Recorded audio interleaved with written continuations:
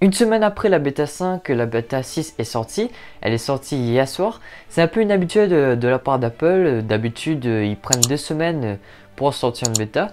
Mais là, comme par hasard, ils ont sorti la bêta 6 une semaine après la bêta 5. Et heureusement encore, parce que ça m'a permis aussi de corriger quelques bugs. Avec la bêta 5, j'avais un gros bug sur l'Apple Watch. Enfin, c'est pas vraiment un bug, mais un problème logiciel.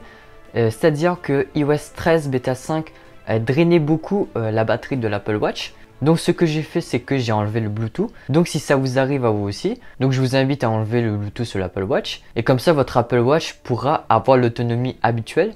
Sachez que en 3 heures de temps, je perdais 20%. Donc, et là, je peux vous dire que depuis ce matin, depuis que c'était à 100%, là c'est actuellement à 88%. Alors qu'il est 17 heures. Donc j'ai perdu 12% en espace de 7-8 heures. Donc vous voyez, il y a une grosse différence avec la bêta 6. Mais je vous rassure, vous pouvez toujours avoir les messages sur votre Apple Watch en vous connectant sur la Wi-Fi de la maison. Mais par contre, en dehors, vous serez obligé de vous connecter avec l'iPhone. Pour ma part, la bêta 6 est très fluide. Je dirais même plus fluide que la bêta 5. Sauf un moment quand j'ai installé la bêta 6, j'ai fait la mise à jour et tout. Au début, tout était fluide et d'un coup, ça ramait un petit peu. Du coup, j'ai redémarré. Et depuis jusqu'à là, tout est fluide. Donc n'hésitez pas à redémarrer votre iPhone si jamais ça bug un petit peu.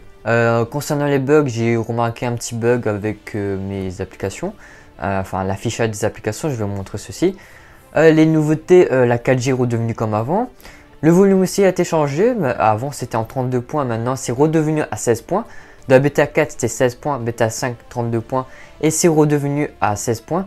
Ça me dérange un peu parce que moi j'aimais bien la précision du volume de la bêta 5. Donc que ça redevient à 16 points, ça me gêne un peu. Ensuite on peut passer le mode sombre au mode normal depuis le Control Center. Donc plus besoin d'aller dans le Control Center sur la luminosité ou bien directement dans les réglages. Il y a carrément maintenant un bouton spécialisé pour ce mode. Donc pour activer ce bouton dans les Control Center, je vous invite à aller dans Réglages, Centre de contrôle et personnaliser les commandes. De tête, je crois que c'est ça. Ensuite, en appuyant 3 doigts sur votre écran, vous allez voir un petit menu. Soit vous pouvez sélectionner un truc. Non, pas sélectionner, mais faire un retour. Vous pouvez copier, coller et couper. Un peu comme sur l'ordinateur. Et j'ai aperçu ça, j'étais en train de jouer à Fortnite. Et vu que je joue à 4 doigts sur Fortnite, j'étais en même temps bouger, tirer et bouger avec mon autre doigt aussi. Ça a fait un espèce de menu sur mon écran, j'étais en mode what the fuck.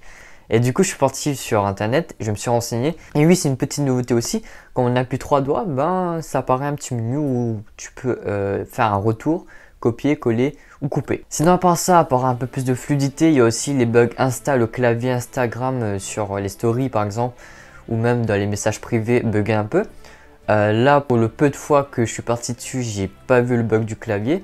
Je suis même parti plusieurs fois là tout de suite là pour voir si le bug du clavier est toujours là. J'ai pas vu de bug. Ensuite, les autres applications, tout fonctionne très bien. Donc, on va dire cette bêta 6 apporte en gros 4 petites nouveautés. Donc, le volume, le bouton du Control Center, le petit menu et le quatrième, c'est la taille de la 4G qui redevient comme avant en fait. Et un peu plus de fluidité dans votre iPhone. Donc, je pense que j'ai tout dit. N'hésitez pas à vous abonner à la chaîne. C'était Robin. Ciao, ciao.